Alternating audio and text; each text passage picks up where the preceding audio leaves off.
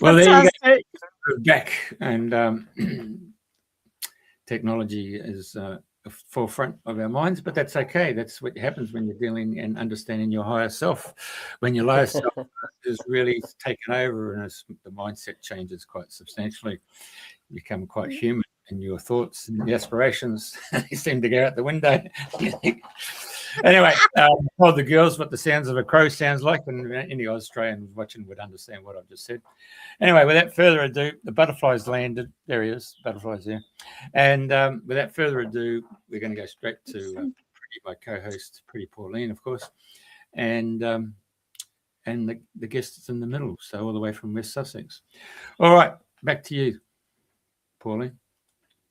Okay, thank you so much, Jeff. We've had a few little hiccups, like you said, and I don't think I want to know what your higher thoughts were that were going on in your head for the last half an hour. They weren't full of dignity and grace and patience, and I'm sure there was one heck of a chit chat that was going on in there that is blue in the air all around. But here we are, and the higher self came through, and the humble words are about to start. Welcome, Janet. Welcome, welcome, welcome. What a treat. Well, it's very nice to be with you, certainly, after all the technical problems. But yeah. Well, So, that's the beauty of live streaming, and the yeah. fact that we are all connected, even if it's 30 minutes on down the road. Here we are.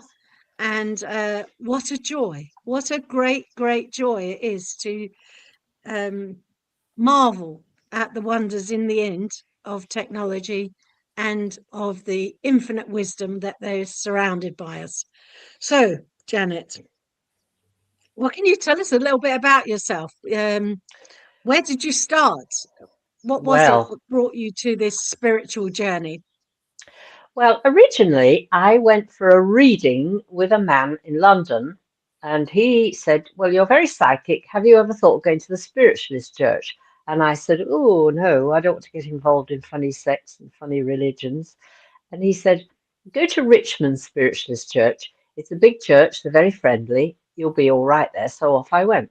And he was right. It was a big church and they were very friendly. It was the Unitarian church, and the Unitarians used it in the morning and the spiritualists used it in the evening. And so I liked the service.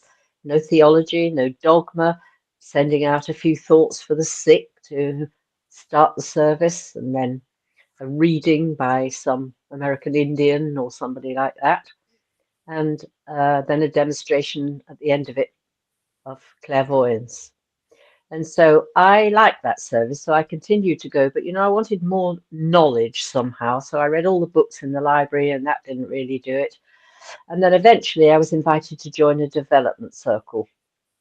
And so I sat in somebody's home with half a dozen other people, and I was trained by a lady called Linda Apthorpe, and she had been trained in the 1930s. So she was getting on a bit when I met her. And after I'd been there a couple of weeks, she looked at me and she said, well, I've just seen you at the court of Mary Queen of Scots. She said you were sitting in the solar spinning, and she said you were very cross about something, but that's where you first met me, and you've come back to learn more from me this time. And I knew she was right, because when somebody tells you the truth, your whole system goes, ooh, yes, your heart swells a little. And so I'd love that Tudor period. I love the pearl earrings and the dresses and those tall red chimneys. So I knew she was right because I loved that Tudor period. And then another day, a few weeks further on, she looked at me again and she said, well, I've just seen you at the court of Marie Antoinette, she said. You weren't very nice. It didn't do you any good. You lost your head, So I said, oh. An awful lot of people in the courts of Marie Antoinette did lose their heads, I'm pretty sure. Yeah, yes, exactly. And so in those days, I was an actress, and I'd just come back from a stint in the theatre. And she said to me, you've just met somebody from that time and you've done it again. You weren't very nice to them this time either. And so she said, in the next few weeks, you're going to meet somebody else from that time. Now, don't mess it up. So I was very nice to everyone in case I got it wrong. But I knew exactly who that woman was. You know, in my mind's eye, I could see her in one of those red woolly hats that the revolutionaries wore. And in my own defense, she was a bit of a pain in the what's-it to not just me, but everyone else in the company. And then, a bit further down the line, she said to me, well, you won't start work until you're 50. And I said, oh, I'm only 24. And she said, well, I'm sorry, but that's what they're telling me. So I expect that's the way it'll be. So, of course, that's exactly what happened. So I carried on with my acting career. And I carried on with all the things that she taught me. You know, she taught me meditation and healing and all the things that I'm still using today. In the 1980s, I opened a spiritual centre in Chiswick in West London and sold spiritual books and had tarot readings and sold all the other things that those spiritual centres used to sell in those days, you know, tarot cards and pyramids and pendulums and all of that stuff, because that's the stuff that makes the money. My joy was selling the books, but actually you don't make a lot of money out of selling spiritual books. So the money was made from all the other stuff. So I had that shop for about 10 years. And then, of course, I got to 49 and my life sort of fell apart. Okay. So at 49, I then sold my shop, sold my house, stayed in London for another couple of years. In the 1960s, I'd had 2 children which went off to be adopted, and I didn't get them back for 27 years. So I found my 2 children again in that period of time. And then eventually I moved down to the south coast to Brighton. And I lived on the seafront for a while, and I didn't know what I was doing with myself. I'd given away all my spiritual books and all the pictures and everything. I was fed up with all this spirituality nonsense. And I didn't know what I was doing with myself. And then I kept bumping into this man on the seafront, on the bus, in the supermarket, a chap that I'd known in London. And he said to me, oh, I'm just going off to do this past life regression course. Why don't you come with me? And I said, oh, well, in the absence of anything better to do with my life, okay. So we both started this course together. He did about 2 modules of it and said, oh, I don't think I'm going to continue with this because I don't really understand what they're talking about. And I said, oh, I love it, because I'd always been interested in karma and reincarnation. So I carried on with my course. And then when I finished it, one of my friends said to me, you should go to Hong Kong. So I said, oh, how do I do that? And she said, oh, just email the New Age shop in Hong Kong. So I said, oh, okay. So I emailed the New Age shop in Hong Kong. Unbeknownst to me, a new woman had just taken over that shop. The day before, she had sent out to the universe, I'd like a new regression person, please. And so she opened her emails, and there I was. So I went to Hong Kong. I met somebody in Hong Kong who said, oh, I've got a centre in Bangkok. Would you like to come and work there? Somebody else said, oh, there's a centre in Singapore you could go to. So I suddenly found myself on this world circuit, working with all these people from different cultures, different religions, different ethnologies, all of that. So definitely divinely guided my life has been. Really? So that's what I've been doing. I've been a past life regression therapist for the last 30 years. So yes. Well, with a bit of luck, we'll have cleared a fair bit of karma this morning in the half an hour in which we were before we completely made the full connection.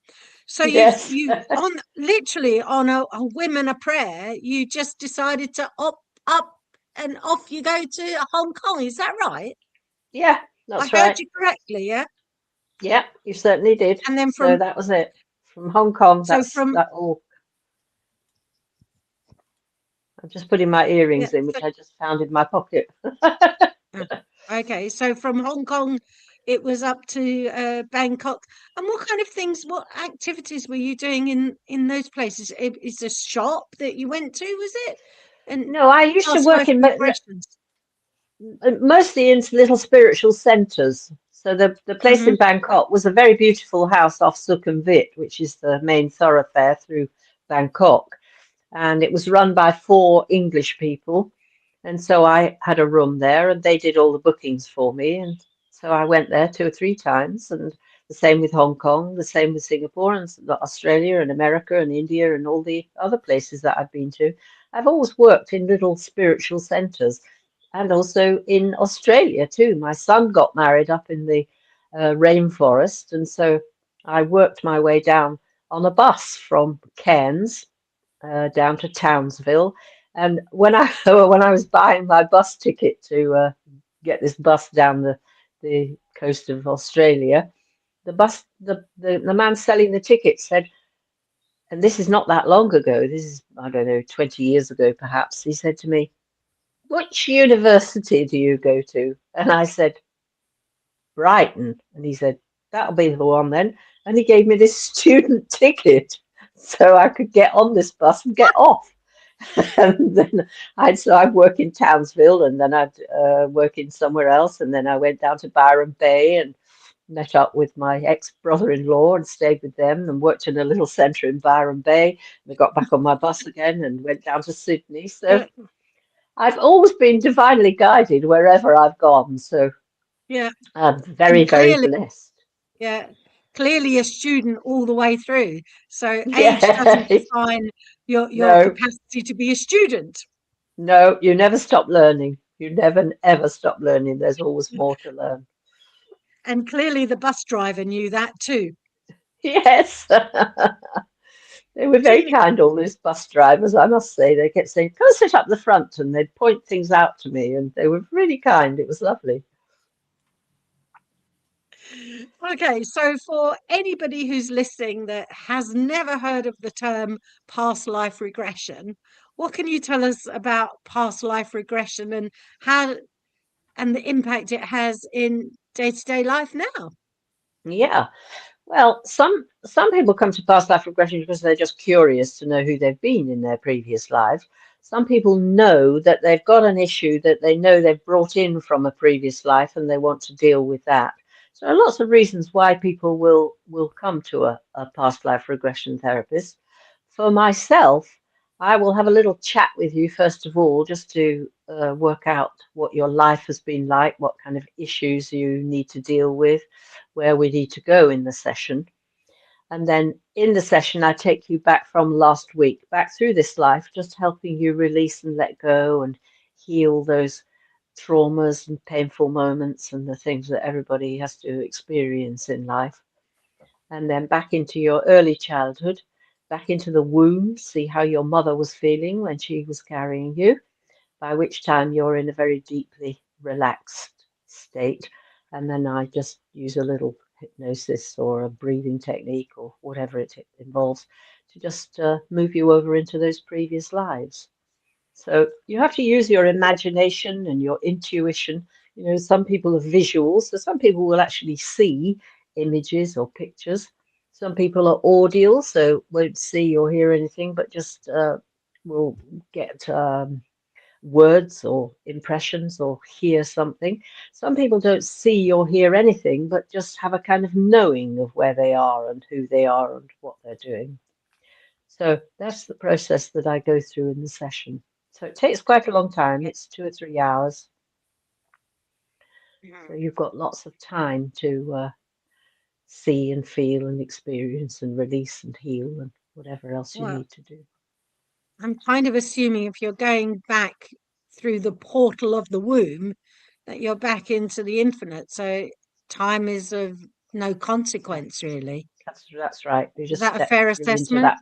Yes, it is. Absolutely. You just step through into that other dimension.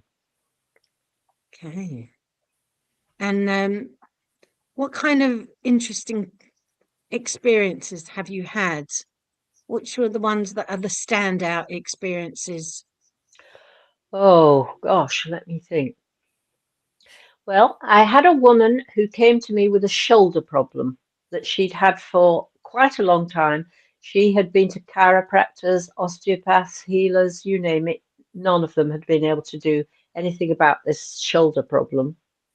Mhm. And quite soon after we started the session, she suddenly leant forward and she was sitting in the chair and she was doing this with her arm, like she was being pulled. And Oh, oh, this went on for quite a few minutes, and then she just flopped back in the chair. So I said, okay, so what was happening there? And well, she said I was being pulled along by a horse. They tied me to the back of a horse and they pulled me along by my arm over quite a oh, long distance. And so, then she said, then these men came and they kicked me and they thumped me and they killed me. And she said, so oh. in my spirit body, I was looking down on myself and I could see I was wearing a pale blue robe. And she said, I think I was a monk. Anyway, she was quite happy about that. And off she went. And a couple of days later, she emailed me and she said, or she rang me, I can't remember now because it's a long time ago. But she said she'd done a little bit more work in meditation about this situation. And her intuition or her guides and masters had told her that she had been an Albigensian monk who were part of the Cathars in France, who were all killed by the Inquisition. And she was told that she had been an Albigensian monk and that she had died thinking that she had failed God. But actually, what had happened was she had not failed God. She had done her best right up to the moment of her death. And so that had solved her shoulder problem. She no longer had the shoulder problem. And she'd also had rather low self-esteem, although she was quite bright and articulate and quite intelligent. So she felt much better about herself and she got her self-esteem back. So, I mean, that was an extraordinary life that she had. So, And then, sorry, go on. yeah, the past life story Hmm. helped her right here, right now. Yes, In that absolutely. because she had this elaborate story of being a monk and that she'd failed everything and that she was, nothing was working properly, and right up to the very minute, then that story helped her Heal herself. right heal herself. Yes, so she got another perspective on what Yeah, she was doing and that she was in fact serving God, and she yeah, still is carrying on or was carrying yeah, on serving God, and yeah. that helped her. Yes, that definitely helped her. But she certainly didn't have her shoulder problem anymore that she'd had for many, many years. Wow. Mm. Wow. So I've had certainly lots and lots of, very interesting cases over the years. Um, I've had a lot of people who have died in concentration camps and things. Yeah. Eventually I found myself working in Norway, which was another extraordinary experience. I was doing a radio interview in Brighton, and a Norwegian journalist was fiddling with his dial looking for a classical music station. And so he heard me doing this talk on the radio. And so he rang me up and said, could he do an article for a Norwegian magazine? So he duly did that.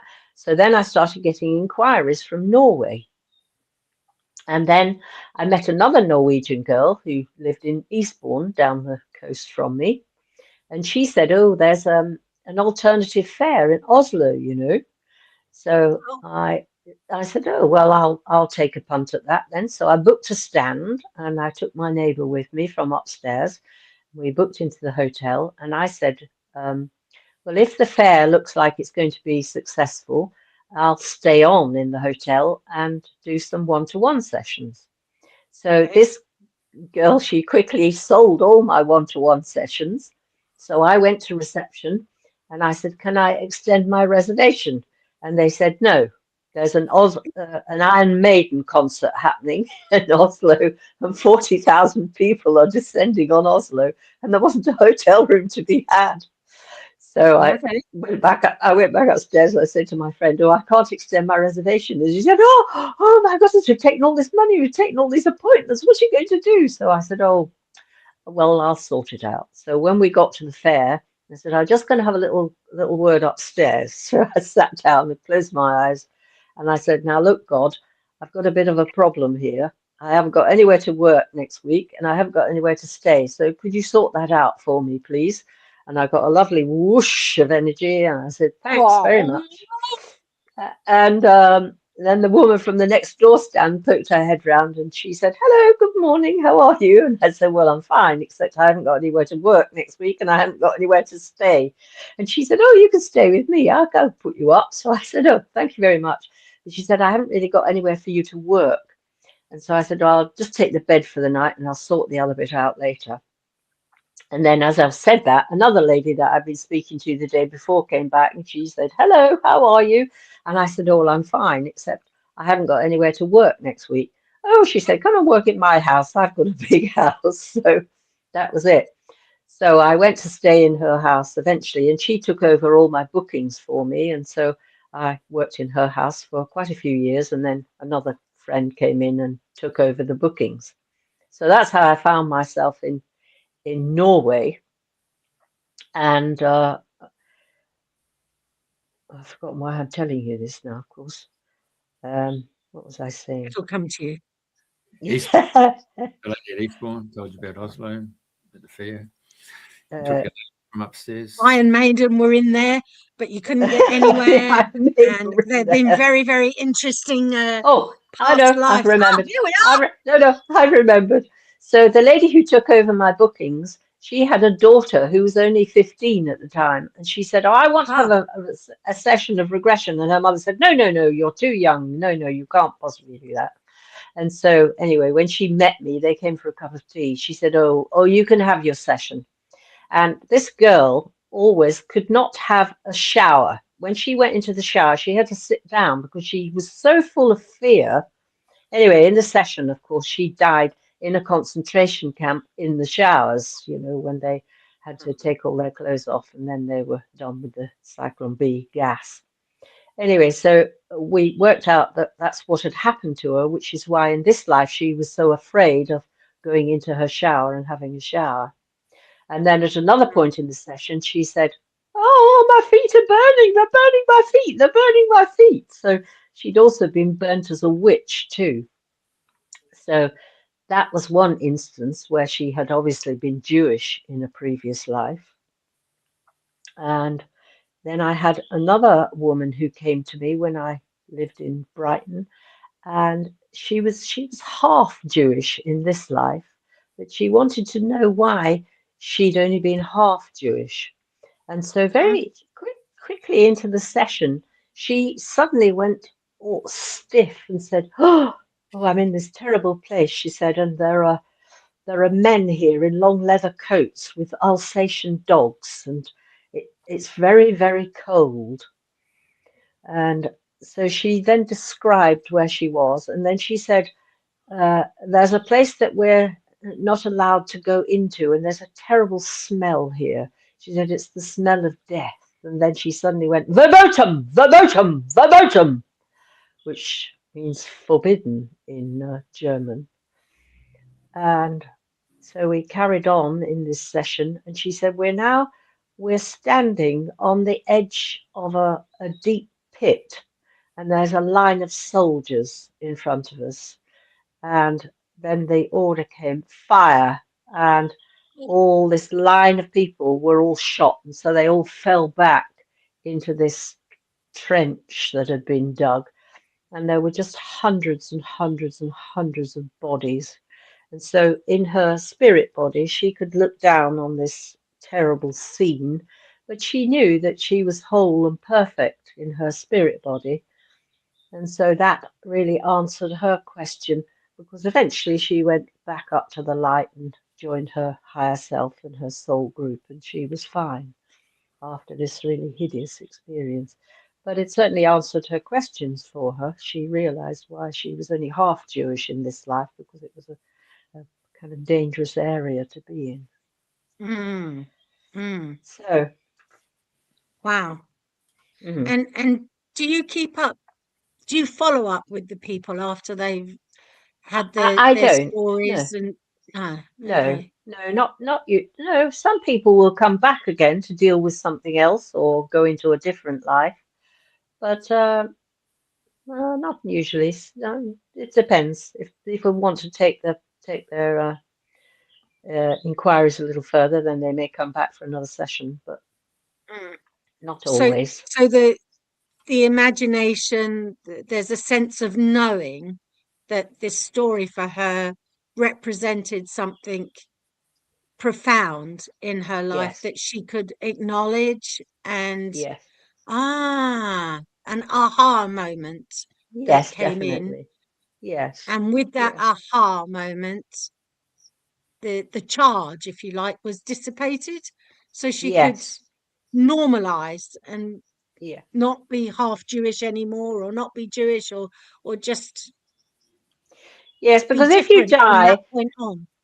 if you die with something unresolved or on your heart or Ah, your soul, then okay. you have to come back and do it again, which is why those feelings are there. So, Ah, a lot of healers and teachers, I mean, all the healers and the teachers are back down on the earth plane now to help us as we go through these challenging times. But, if you've been killed and persecuted and tortured in your previous lives, there's often a fear of stepping into the work in this life because, if you get involved in that stuff, you can be killed. It's dangerous. So there's a fear of being who you've come to be. And that goes with all sorts of things, fear of drowning, fear of flying, fear of all sorts of things. There's has to be a reason for it, otherwise it makes no sense.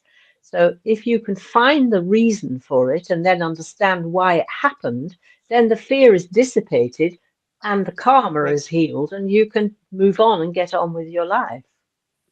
Mm. Does that make sense? It does. It does. It's as if that there's an unknown, unspoken, unconscious something Yes, it's that always just coming from gets in your the way, unconscious. and you don't know what it is. You don't know where to go. It just Mm. is like you hit the glass ceiling in the corporate world, or Yeah, you just hit the wall. Maybe it's the yeah, wall in the marathons that people have been running. There's a big saying, isn't there? And until you go yes, through the wall, even yes. there's a film. What film was it? It was Officer and a Gentleman, where there's a lady there, Seagull. Get over the wall. Get over the wall. That's Uh, right. so there are walls that we need to break down. Even Pink Yeah, Floyd had another brick in the wall. Yeah. yeah. Okay. Yeah. And that helps whoever comes to you, between the two of you, find that which will dissolve the wall that's in front of us. Yes. I Is mean, that about? I've had quite a few walls myself in this life. I mean, I went for a reading with a woman in Wembley many, many, many years ago now. And when you went to this woman, she channeled somebody called the Master. And the Master would tell you about the life that was the most relevant one to this one. And so Uh-huh. he told me about a life 2,000 years ago where I'd been brought up in a very small and very loving family. It was in the East, and it was about the time when the trade routes were opening up and camel trains were taking goods from one part of the world Mhm. to another. And at the time, there'd been a great drought, and so water was there was a shortage of water. And we lived, this village that I lived in had an oasis, and it was very low. So the elders of the village decided to dig a new well, which was quite a mammoth task. And one of these camel trains had parked themselves on the edge of our village, and the people from the camel train were helping the villagers to dig this new well. And there Mhm. was one man on this part of this group from the camel train who I knew was dangerous to me. And so I kept myself in the house with the women, and I was about to marry my cousin. And we'd been brought up together. We were very much looking forward to our life together and having children, and everyone was very happy about it. And then the night before my wedding, it was very hot, and I stepped outside for a breath of air, and this man was waiting in the shadows for me. And so he abducted me, threw me over his camel, and abducted me off into the desert. And so this woman had a very wobbly voice who was doing the channeling, and she said, "And he violated you many times that night." And so I was obviously raped and abused, and this went on for weeks. I had to walk beside his camel, and then eventually we got back to the place where he came from, which was a huge city. And I knew there'd be no help for me there because I was a very young woman. I had no help or anyone to assist me. And I had to work in a place that made shoes for the ruler. And I stayed in this place for 10 years. And I had 2 children by this man until eventually he took his focus off me. And I had a little more freedom, by which time my children had grown up and I managed to escape. And so I took my children with me and I set off on this very, very long journey, this very circuitous journey to get back to my village again. But of course, I didn't know which direction we'd come from. So it took me months and months and months to set out on this journey. And I gradually got very sick on this journey, and sometimes I had to knock on people's doors, and they would take me in, me and my children, sometimes for weeks on end while I recovered.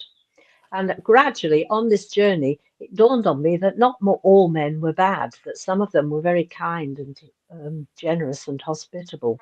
And so I had to rethink things because I'd become very bitter and twisted by the experiences of what had happened to me. And eventually I did get back to my village again. Nobody recognized me because I'd been away for so many years. But eventually I found a place for myself in the family circle. I was never able to marry because of what had happened to me. The religion forbade it. And I had to spend the rest of that life trying to undo the damage that I'd done with these 2 children because I'd also taught them to hate. So in the channeling, they said it was a very important life because it had given me the opportunity to have both sides of the coin because I'd been brought up in this very loving, very kind family. And then I'd been thrust out into the world and I'd had this hideous experience. And then I was back again in this loving family. So I'd had both sides of the coin, as it were. So they said it was quite an important life. In this life, I fell in love when I was about 19 or 20 with a man and eventually married him. He wasn't a good husband. He was very unfaithful to me. He broke my heart. And after we'd separated, we would still meet because I was never, I never hated him or anything. I could see that he was rather emotionally retarded, if anything. And one day he came to see me and he was just standing in the window looking out. And suddenly I felt the karma between us disappear. It fell off my shoulders like a cloak. And I got this sort of shuddery feeling. And I thought, oh, I wonder what that was about. And then, of course, years later, I discovered that he was the man who had abducted me into the desert 2,000 years ago. Okay. And so I had to marry him. You see, you have to come at it again from a different perspective so that you get another opportunity to heal that karma. And so that was the karma for me, healed from that situation. Wow. Hmm. That's completing the circle, is it not? Yes, absolutely completing the circle. Wow. And what about the So children do you have, from that life? Did they go come ahead, in? Jeff. Sorry, Jeff? Did the children you had in that life, did they come through again in this life? Well, I had 2 children in the early 60s, you see, who went off to be adopted. I'm not sure whether they're the same children, quite possibly were. When I found them again, I had our karmic charts done. by a very famous karmic astrologer called Judy Hall. And Judy said that, well, I'll tell you that when I met my eldest son for the first time, there's a program over here called Long Lost Family. And in those days, if you were a parent with an adopted child, you couldn't legally go and look for them. It was against the law in those days. But I could go to this woman who was an independent social worker and ask her to find them. And so I went to see this woman called Ariel Bruce, and she's still the person that they use on Long Lost Family to do their research for them. And she was an independent social worker in those days. And so I went to see her, and she said there's about a 40% chance of you finding them. It's much more difficult finding children than it is finding parents, because the adoptive parents changed the child's name as soon as they adopted. So if you have to start buying birth certificates, it can get very expensive. Anyway, she said there may be a chance, because I'd had 2 children in consecutive years. She said we can have a look at the electoral register, and that might give us a clue as to where they are. And so anyway, I left her with it, and 6 months later, she rang me up and said she'd found them. And so we arranged, and Richard was coming to live in Australia. And so we didn't have a lot of time. Normally, you would write letters and exchange photographs and have a sort of bonding process. But we didn't have time to do that because Richard was leaving to go and live in Australia. So we had to do it rather quickly. And so she said to him, "Where would you like to meet, Janet?" And he said, "Oh, well, in a pub." So she said, "No, I don't think that's a very good idea, because Janet might cry and she doesn't want the entire pub to see her in this emotional state." So he said, "Well, what about here?" And she said, "Yes, you can use my flat upstairs." So that's what we arranged. And then before I met him, she called me into her office and she said, "Look, I'm going to say something to you, and I want you to pay attention because it's very, very important." She said, "You're not that much older than them. You're very attractive. Don't fuck him." And I said,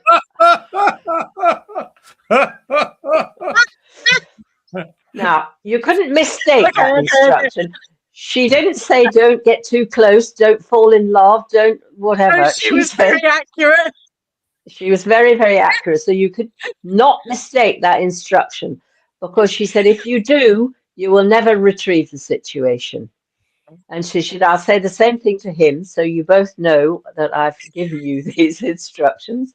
So that was it. She said, I think you'll get on very well with him because he's quite laid back. And so that was it. So we met, and he came into the room and he said, "Hello, Mum." And he came over and he kissed me on the cheek, and we sat and chatted and had a glass of wine. And then I took him out to dinner. And halfway through dinner, he said to me, "You know that thing that Ariel said?" And I said, "What, not to fuck you mean?" And he said, and we both went, "Oh," and we both laughed. Anyway, so we had a little wander around Covent Garden and we chatted and got to know one another a bit more. And then I took him to the station where he was to go back to stay with his adoptive parents before he went off to Australia.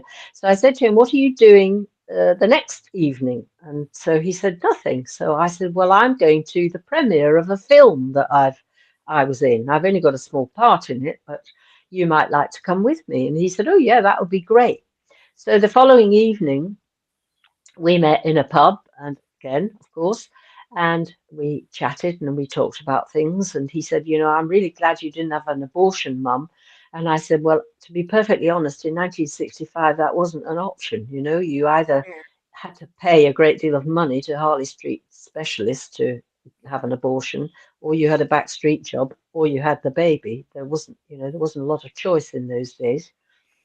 Anyway, I said, "Look, we must be going." So we set off down the Haymarket to go and see the premiere of this film that I was in. So there we are, arm in arm. We're marching down the street, and suddenly there's this very strange energy between us, which was really quite sexual. And I thought, my goodness, that woman is absolutely right. I don't know this boy from Adam. I know he's my son, but I don't really know him. And Richard had been very promiscuous in his youth, and so had I. And so there was always, every time we met, there was this very strange energy between us. And so I had to hang on to my socks and, keep control of the situation, because every time we parted, he'd say, "Oh, I'll just walk you to your car, Mum." And then we'd have a hug, and then he'd stick his knee between my legs. And, he was very provocative. So I knew it was me that would have to hang on to the situation. So when I had our charts done by Judy Hall, the karmic astrologer, she said that Richard and I had had lots of lives together, lots of lives where we've been lovers. She said, you've been actors together in Greek theatre, where on stage you were playing mother and son, and off stage you were lovers. So there was always this kind of confusing energy between us. In Shakespearean times, we'd again been actors together and had a similar kind of situation then. And she said Richard had played all the sort of fairy parts in the Shakespearean plays. But as he grew older, he got rather bitter and twisted because he didn't have enough strength and gravitas to move on to the sort of heavier roles. So he wasn't very happy in that life. But we clearly had a lot of lives together where there'd been this confusion about the sexuality and who we were. So when I met my other son, there was none of that. We'd only ever had a mother and son relationship in the past. So it was much, much easier.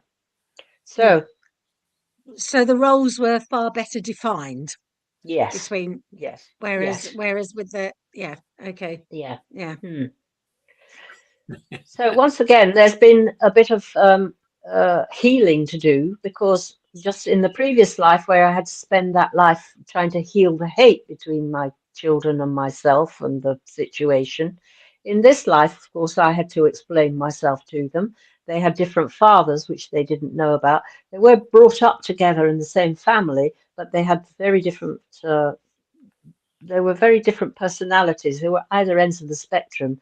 My younger son was in the army and was very neat and tidy and liked order and structure. And Richard has dreadlocks and takes more drugs than you could shake a fist at. And so they're very, very different. So once again, I've had to kind of, do a bit of healing work, trying to sort it all out between us. Yeah. So a bit of karma there between us, between the three of us. And what's is there another gentleman coming into your life, where you can discover the male anatomy? What's going on there? I've had plenty of that, I can assure you. Not at the moment, though. I've had a very, very rich life with lots of fun. It's not all been good, but it's been rich, definitely. Well, Richard. Very good. The integration of extremes. Yes, definitely. Okay. So just a question. So people come to see you for the past life. Do you actually, you brought those stories to us now, but do you actually go in the early days when you went to the different churches? Did you actually end up going and do past life regression? When that lady obviously just absent-mindedly said, "Oh, you're in the Tudor royal family type thing," and then you're over there at Mary Antwerp. Apart from that, was there anybody else who you sat down with and went through the whole exercise of dwelling into this whole scenario for 2 or 3 hours, and you realised, oh, if they can do it, so can you? How did that come about? I'm sorry, I don't quite understand your question. For you to do what you're doing now, and the concept of doing it for 2 to 3 hours, did you actually learn that by seeking someone else to do the same thing? You went there as a person? I did a course. I learned how to do it. What I learned on my course bears no relation to what I do now, of course, because you develop your own techniques, and years ago, there was a woman called Dolores Cannon who I met through my shop. Actually, she came and worked.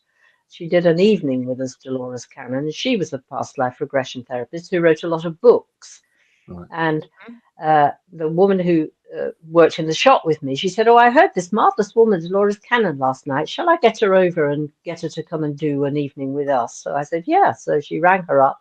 So Dolores came. We didn't advertise it, and we used my house, which was round the corner from the shop.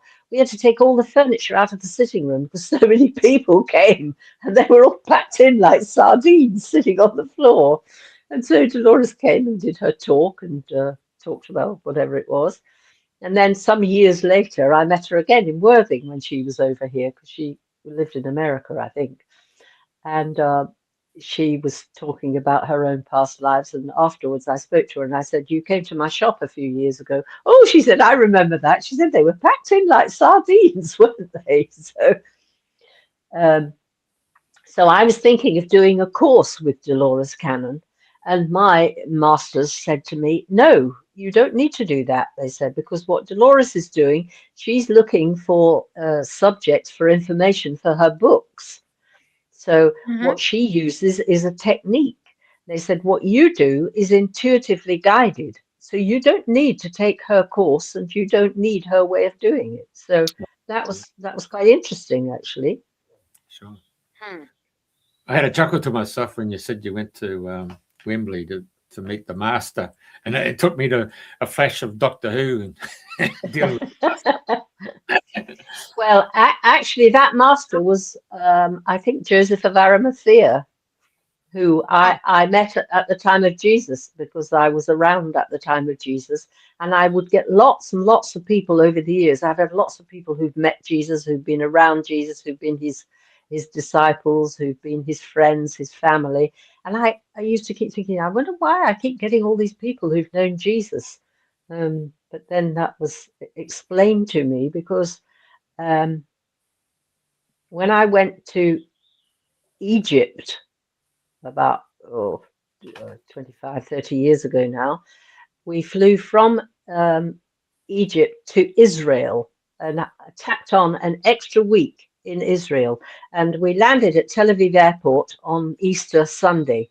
And we had an Arab tour company. And they said, "We're not going to take you to Jerusalem today because we think it's too dangerous. So we're going to take you somewhere else." And so I'd met up with an American girl called Jennifer.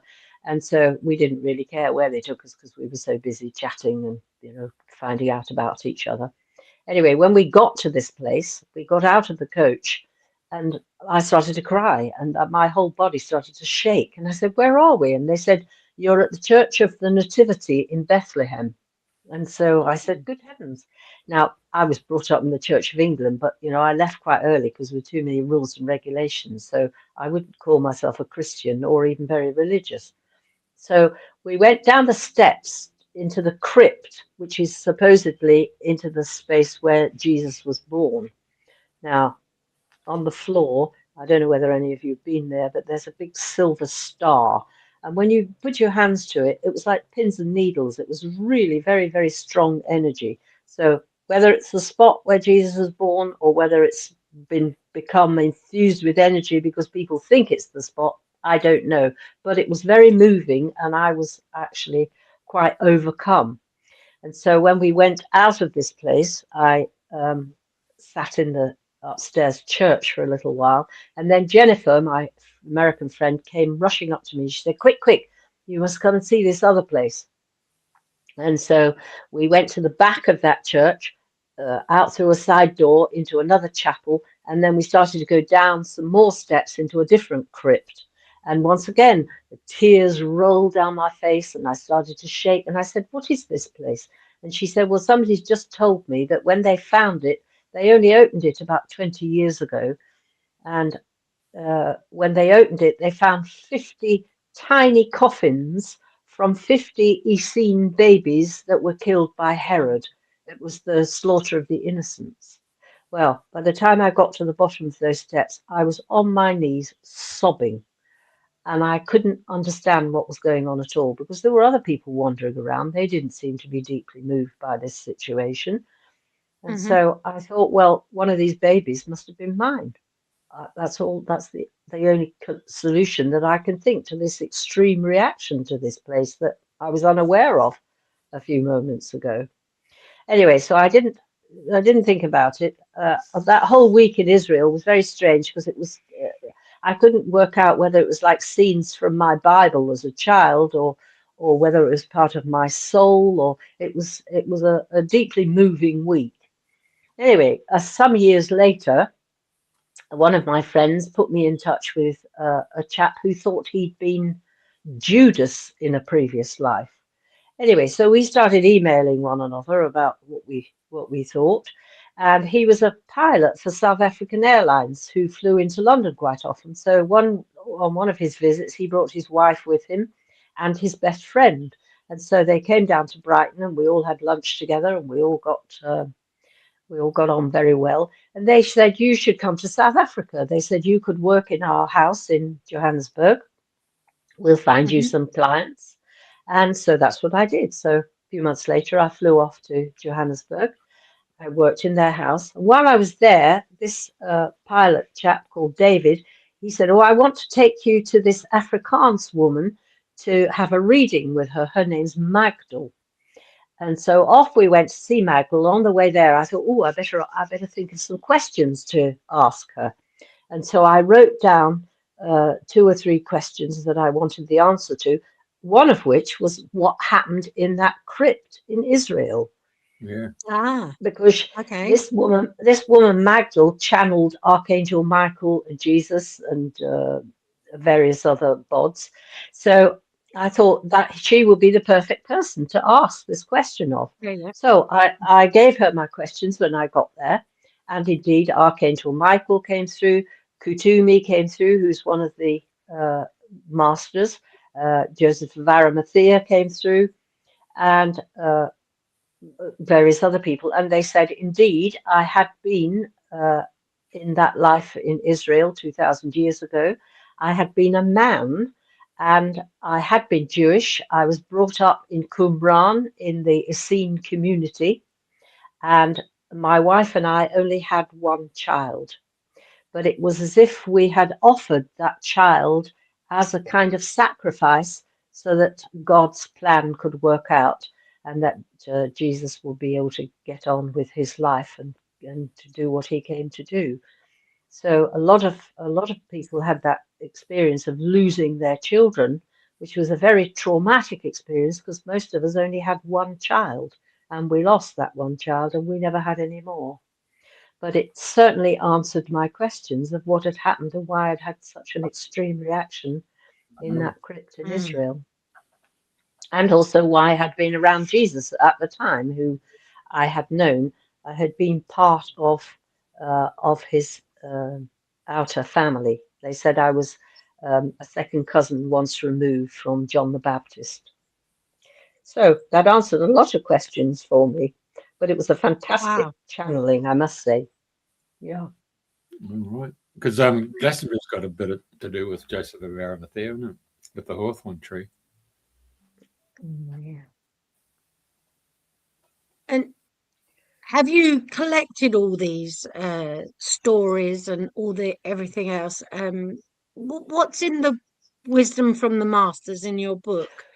Well, the wisdom from the masters, it has a lot of spiritual information. It doesn't have my stories in it. That I've written in my autobiography, which I'm going to publish this year. So that'll be coming out soon. But in the book, I talk about the masters and who they've been in their previous lives.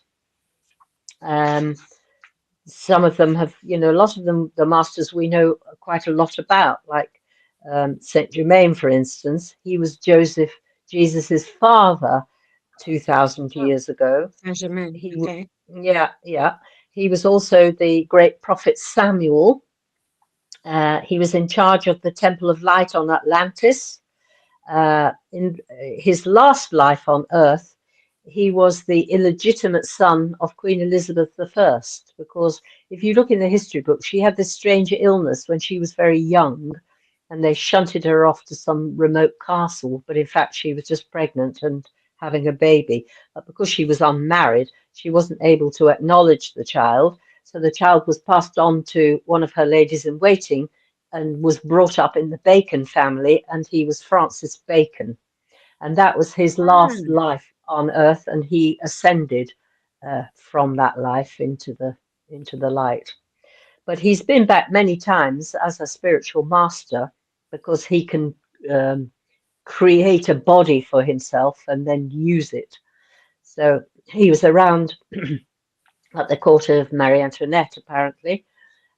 He was also around in Germany. So he's had a lot of lives since then on the earth plane, trying to help humanity to deal with things. He ran a mystery school, apparently, at the court of the Louis and Marie Antoinette. So there are lots of masters who've had lots of interesting lives on the earth plane. And so I write about that in the book. I talk about your I am, which we started off this program talking about, your higher self, your I am presence. And so there's a lot of information about your I am. I talk about soul agreements, because you make a plan for yourself, before you come to the earth, while you're in that huge being of light that is the real you. Your higher self is a magnificent being of light. I think you've got that picture somewhere, Jeff, haven't you, of your higher self? So they're not flat rings like that. They're spheres of light that interpenetrate one another. And so depending on who you've been in the past, some of those colors will be stronger than others, depending on your interests and your evolvement and who you are and which ray you're attached to and which master you're attached to. I mean, there's a lot of information about the rays. So, I mean, that's a huge subject all in its own right. But while you're up there in that higher part of yourself, before you come to the earth each time, you just bring down a very small aspect of who you are, enough to deal with this life. The bulk of you stays up there, and that part of you holds all your knowledge, all your wisdom, all your love, all the karma you've already healed and dealt with is all held up there in that higher part of yourself. The little bit of you that's down here in your physical body is a very small part of you. So before you come to the earth each time, while you're up there, you make a plan for yourself. So you might have a look at that book of your previous lives. Now, I like to think it looks a bit like the photograph album in Harry Potter, where all the photos wave back at him. It's a bit like looking at movies of who you've been in the past. So as you look at that book of your previous lives, you might think, oh, dear me, didn't do very well in that lifetime. What did I think I was doing? So I better have another go at that. So you take that aspect of yourself and you build it into a plan for your new life. So you might look at other lives and think, well, I've got those skills, I've got those abilities, I've used those before. I'll take those back with me because that will help me to earn a living, or that will help me to be in service, whatever it is. So you take different aspects of yourself, things to heal, things to help your soul to grow, things to release and let go of, skills and abilities. So you build a plan for your coming life, and you do that with the help of your masters and your angels, because you're not doing it on your own. And so when you've worked out what it is you're coming for and what your challenges are and what your opportunities are, then you need some help with the plan. So you go to your soul group and you say, I'm going back down to the earth again, but I need some help, please. So I need a mum and a dad and some brothers and sisters, a husband or a wife, some children, whatever is involved in your plan. And so your soul group agree to be part of your plan, to play those roles for you and behave in whichever way it demands that your plan needs. And so once you've got the agreement of all those people, then everybody's signed the contracts, and then the plan goes into action and the players start to appear. Because we're just in a play down here. It is just like Shakespeare said, all the world's a stage and all the men and women merely players. They have their exits and their entrances, and one man in his time plays many parts. And so when you've got the agreement of all those people who are going to be in your life on the earth plane, then the plan goes into action. So your grandparents arrive and their karma draws them together. Your parents arrive, their karma draws them together. And then you arrive as that little soul on the earth plane. Now, if you're coming to deal with negative karma, you have to come back to the earth to deal with it. That part of you is totally perfect. So you can't heal things when you're in the realms of light. You have to come back to the earth to heal things. So when your little soul arrives on the earth, that karmic energy goes zoop, and it's drawn back to you. And then that karmic energy draws you along your path, drawing towards you the people and the experiences and the things that you have chosen to deal with in this life. Does that make sense? Sure. Yeah. So once you set off on your pathway, then the karmic experiences and the opportunities that you have chosen will be drawn to you. So it's up to you whether you take that opportunity or not. You know, everything is about choice. If you don't choose to take the opportunity and heal the karma, then you have to come back and do it again, which is really very boring. You might as well do it while you're here.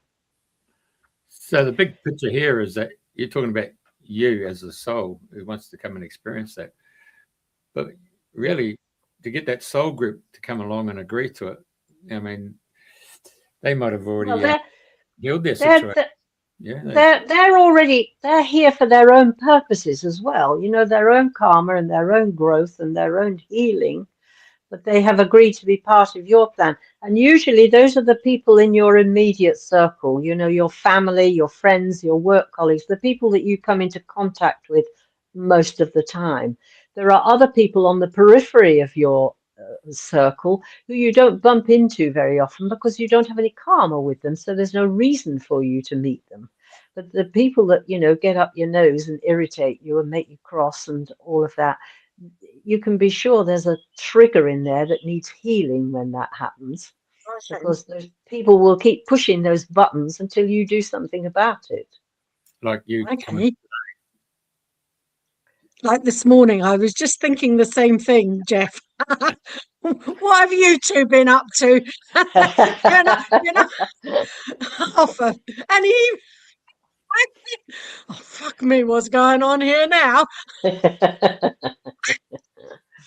Yes, well, there are, when you come into, you know, when there are people in your family or in your friends, or, you know, sometimes you, especially with your friendships, you've just come back to support one another. So you find that the similar experiences keep happening to you. You know, it happens to her, then it happens to you, then it happens to you, then it happens to her. So it's like you're on a sort of parallel pathway together where you can support one another and help one another.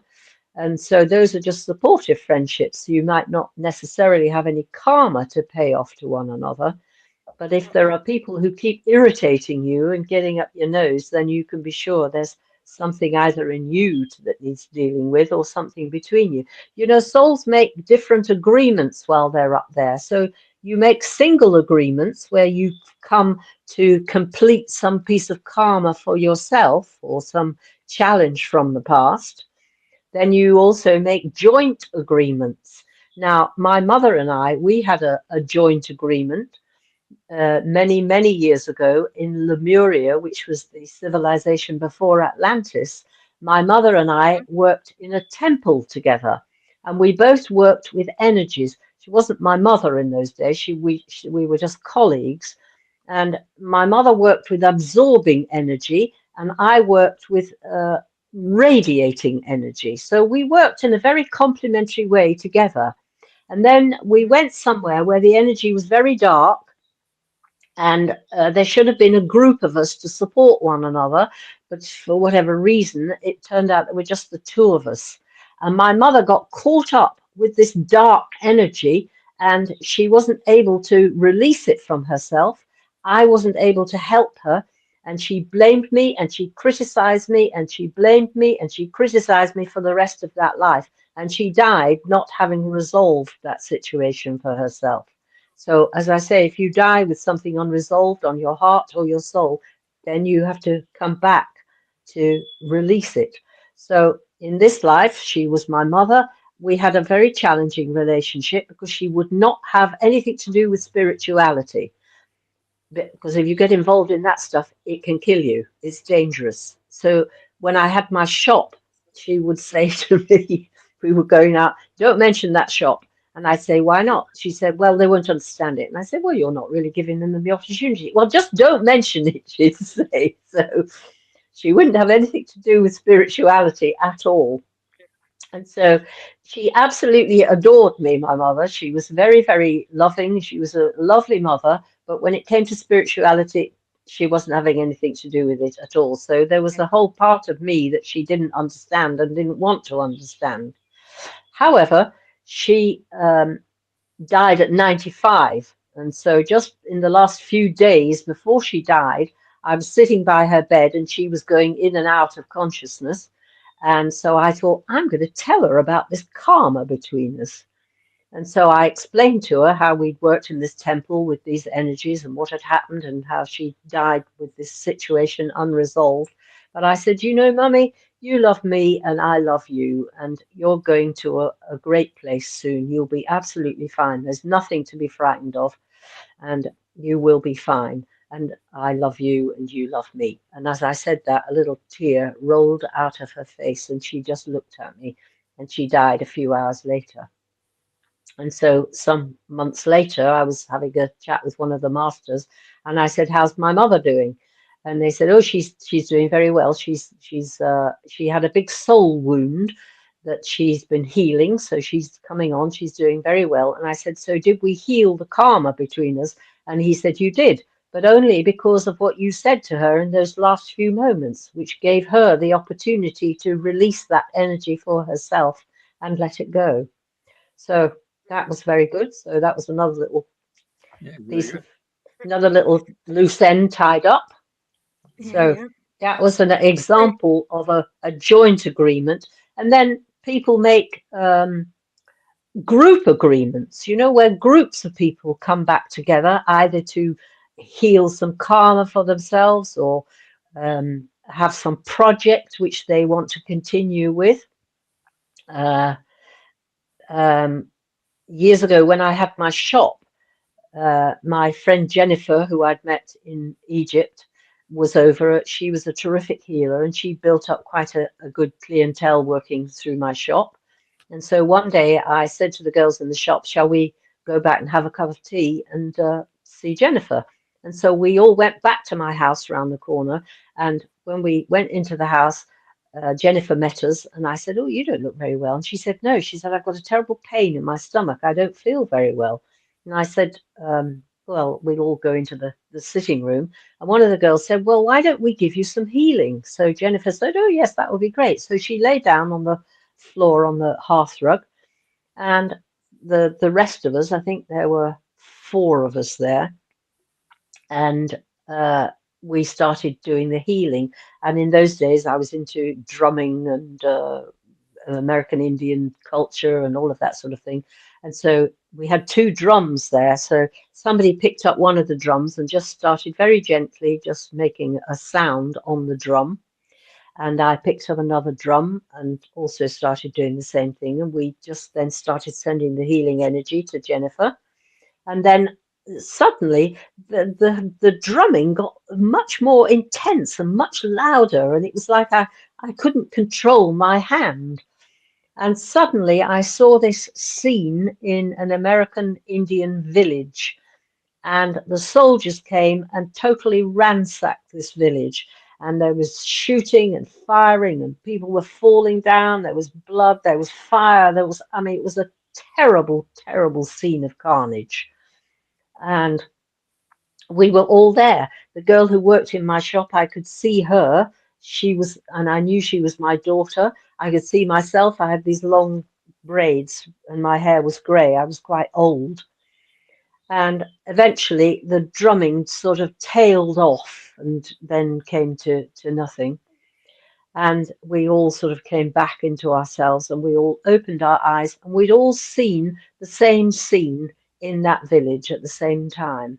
And Jennifer sat up and said, so do you all know who you were? And Caroline said, oh, Janet was my mother. I said, oh, you were my daughter. And somebody else said, oh, you were my sister.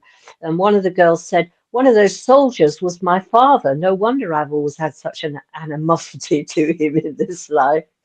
And Jennifer said, it doesn't matter who you were or what happened, but you have all been brought together to heal that situation and release it, because we are all eternal. So, I mean, that was another amazing experience, and an example of a group agreement where we'd obviously all come together for a specific purpose and all met one another through my shop. Yeah. Can I ask you something that's come up while I've been listening and talking to you? That there's a great saying that we use a lot in England, which is least said, soonest mended. Yes. And from what you're saying, it's all that's been unsaid and unresolved that hasn't been mended. And it's the complete opposite. So the least said, soonest mended is like, well, just keep on chugging along, stiff upper lip, get on with Yes, it, girl, exactly. and don't rock the boat, don't poke the bear. Yeah.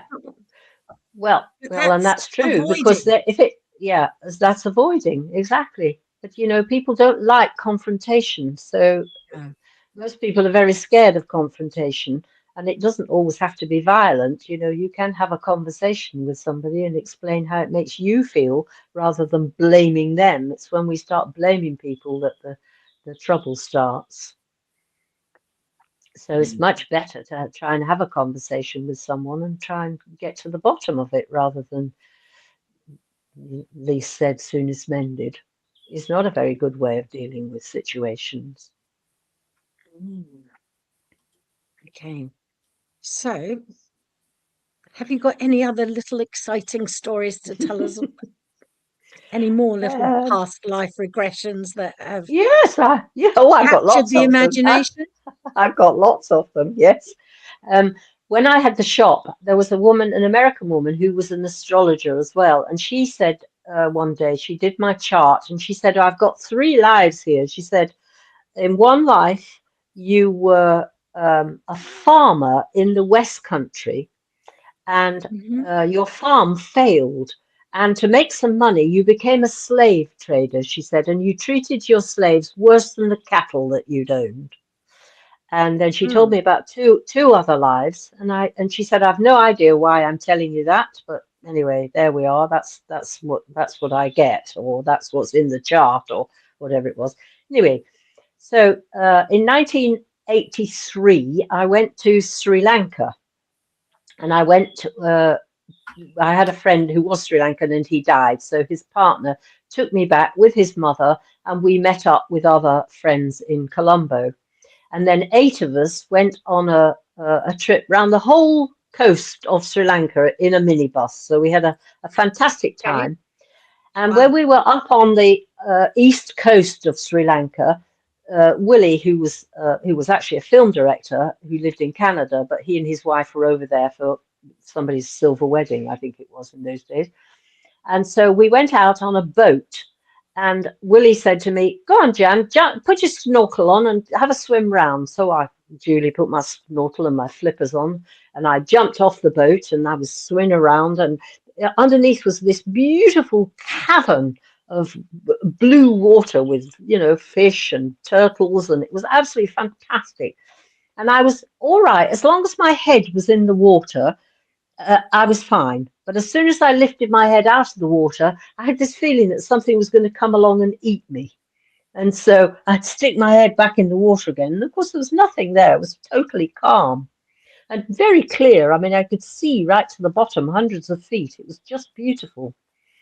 Anyway, eventually, I tried to get back into the boat again, but there was no ladder. So my feet were wagging around under the boat. And eventually all the men in the boat hauled me back on board again, so I was fine.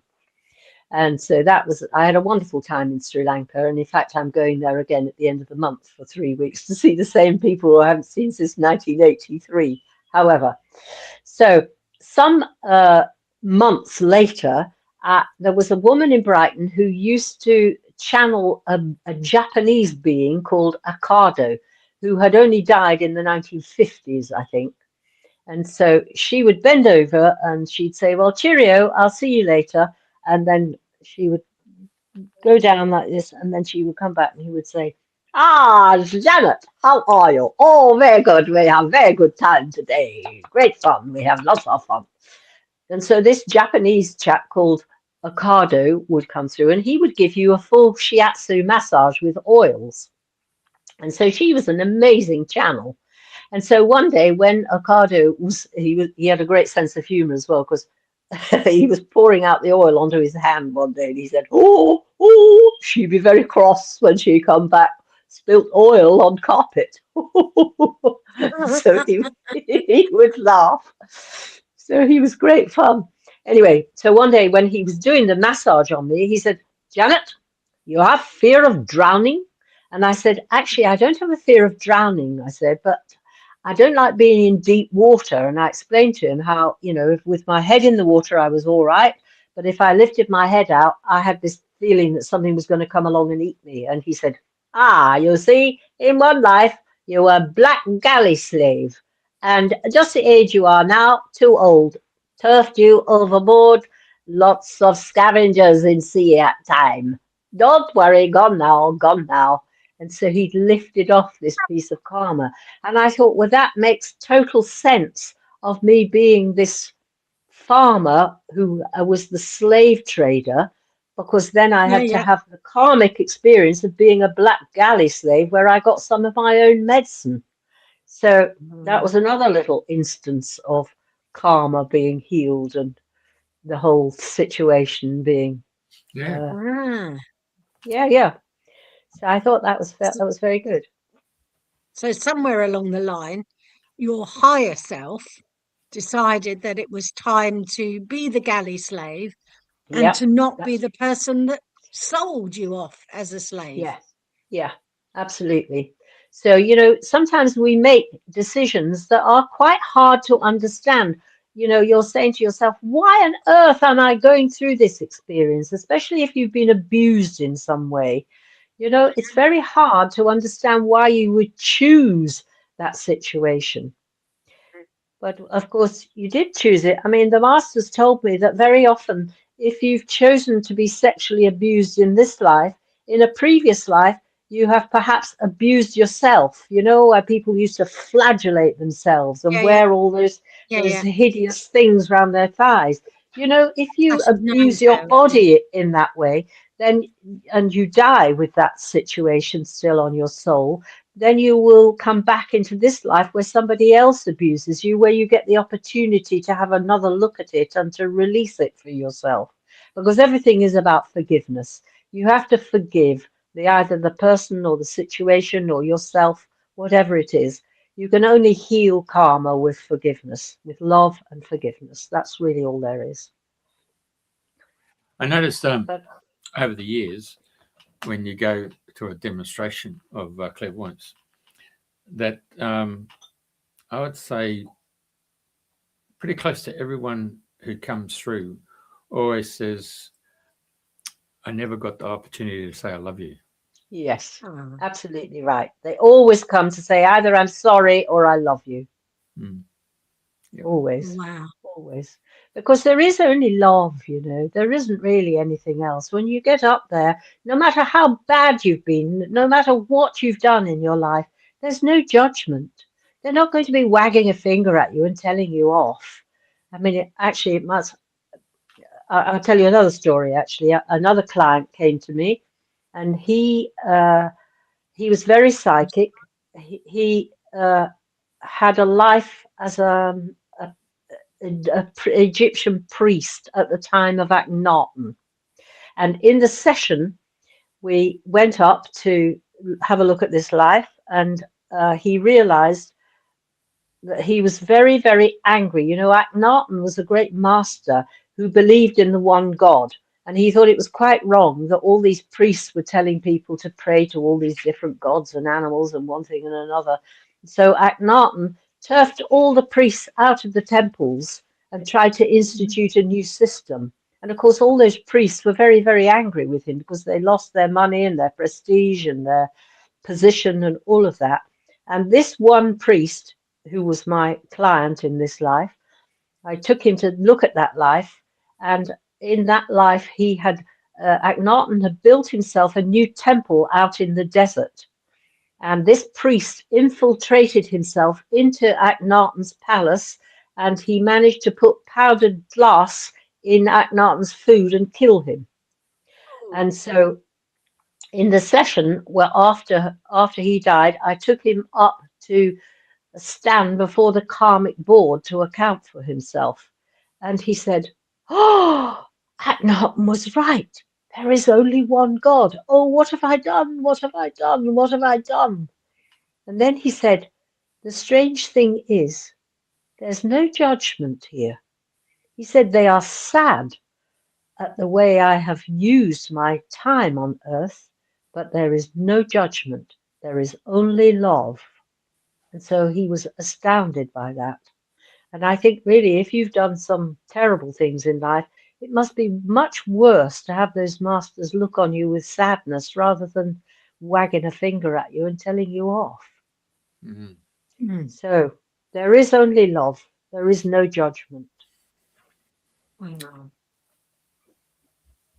That's very good. I'm sorry and I love you. I'm sorry and I love you. That's it. That's it. Seems to be the portal into resolving karmic issues. Yes. And when we genuinely say, "I'm sorry," Yes, it you has have to do it from your heart, you see. You have to Yeah. you have to feel it. If you can't feel it, you can't heal it. And very often people say, "Well, I'm sorry, I'm not willing to forgive my father or my mother or my husband or whatever it is." And I say to them, "Well, that's entirely up to you. I can't force you to do it. But wouldn't it be better to do it now while you have this opportunity? Because you don't want to have to come back into another life and do it all over again, because that's really, really boring. So better to do it while you're here." So most often they will take that opportunity and do it. Yeah, there is a huge difference to, "Well, I'm sorry you feel that way," and, "Oh, I'm really sorry. Yes. And I had no idea it was going to have that effect on you. I'm so sorry. I'm really well." So there is a huge difference, isn't there, in the There quality is. Yes. of how one Yeah. says sorry or how one says, "I love you." "Oh, Yes. of course I love you." "You mean I don't love you?" "Oh, yes." Yeah. Yes. So we should all take the opportunity to tell the people that we love how much we love them and how much we value them, and for playing those roles in our life, rather than having to wait and come back and do it through some medium later on in life. Yeah. So with the wisdom from the ascended masters, how would you summarize that then? Just Do you mean the book or the wisdom? Well, there's that which is written down, and there's that which you've experienced. Well, this picture that you've got up there now, this is one of my paintings, and I painted it years ago. And as I was I used to go to a woman who did an expression painting class, actually another Australian, and she lived in Chiswick. And so I went to her for about 7 years, and we did 2 hours painting in silence every Tuesday. And so you stood for 2 hours in silence, and you could paint. You could just paint from your soul, really. You were just painting. It was called expression painting.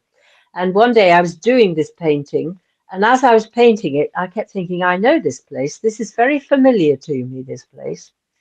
And when I closed my shop, there was one book on the shelf, which was a theosophical book by Ledbetter, I think it was. It was called something to do with the masters. I've forgotten now what it was. Anyway, I hadn't read this book, and I put it on the shelf, and some months later I thought, "Oh, I'll just have a look at that book." And it fell open at a line drawing that said "a ravine in Tibet," and it was identical to that painting. So it was in black and white, it wasn't in color. But when I was doing that painting, I knew it was really familiar to me, that place. So it's a ravine in Tibet. And 3 of the masters that I had worked with in the past, in my previous life, lived in that ravine in Tibet. So that was another interesting little moment. So in the book, there's lots of wisdom. It is an A to Z of spiritual knowledge. So it goes from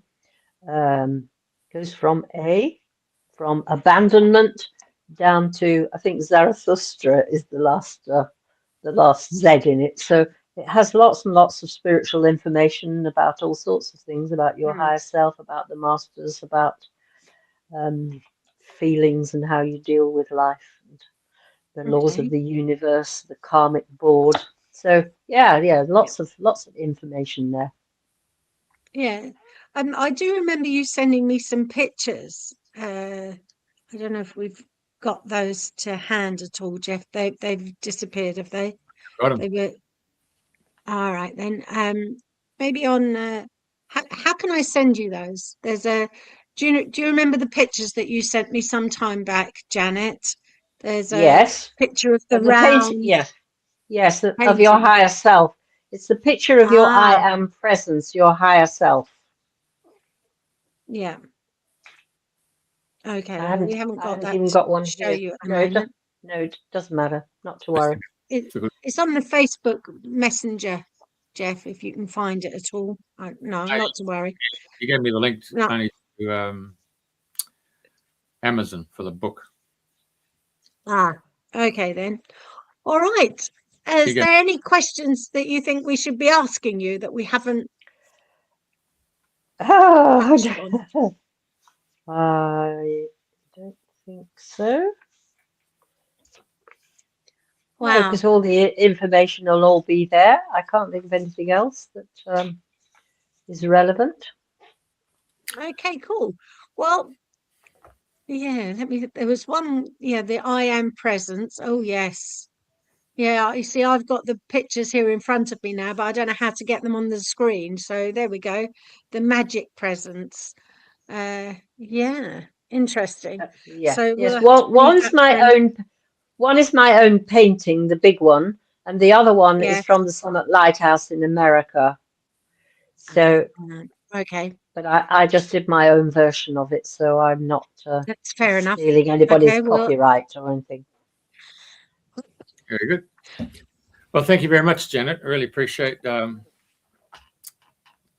coming through as a fine trip. My pleasure. I'm glad we got there eventually. Watch the eyes. The eyes say it all.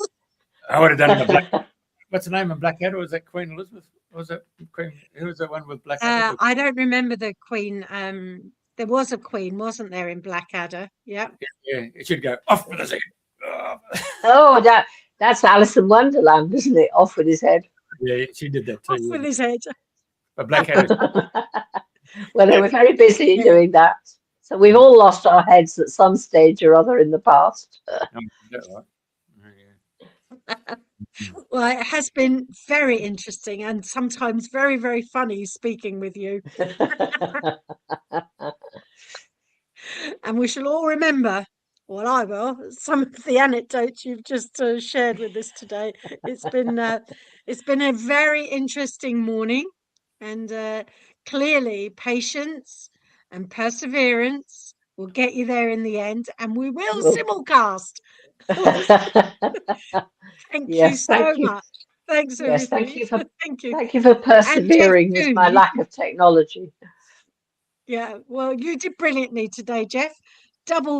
We had a double whammy today, 2 different links in order to make it happen. So we'll thank the Irish there to be sure, and we're stuck with it. Thank you very much. You're going to have to go into your YouTube channel and get rid of the previous broadcast. Yeah. Okay. All right. I'll do that. And I'll send you the links, Janet. Okay, lovely. Thank you very much. Yes, I can